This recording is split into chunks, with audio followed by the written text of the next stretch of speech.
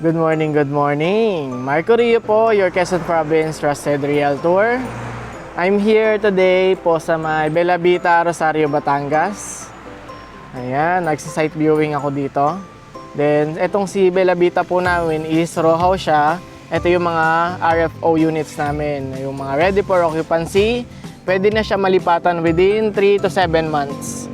Ayun nga guys, share ko sa inyo about dito sa may RFO or yung tinatawag na ready for occupancy units. So ano bang benefits nun? Share ko lang ito, kumbaga para sa akin, kumbaga ako yung buyer, is kung ako ay kailangan ko na lumipat guys. Kung ako ay nangungupahan, kung ako ay nakikitira lang, then may budget naman ako para mag-housing loan and kailangan ko na yung unit, affordable unit or anything kung may mahal or mura, basta kailangan ko ng lumipat, is ang suggest ko sa inyo guys, mag-RFO kayo, mag-ready for occupancy kayo.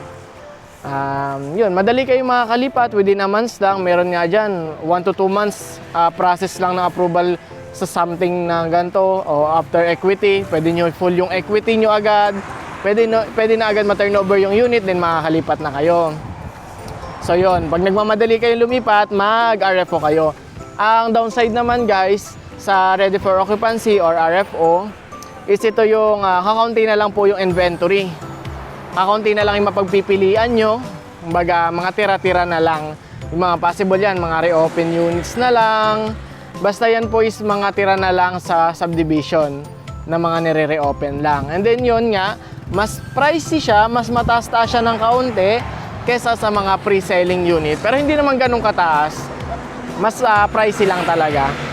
So yun guys, ganun lang naman as me, para sa akin. Kung nagmamadali ako na makalipat, mag-RFO ako. Pero kung hindi naman ako nagmamadali, then kaya ko naman magantay, magpi-pre-selling ako.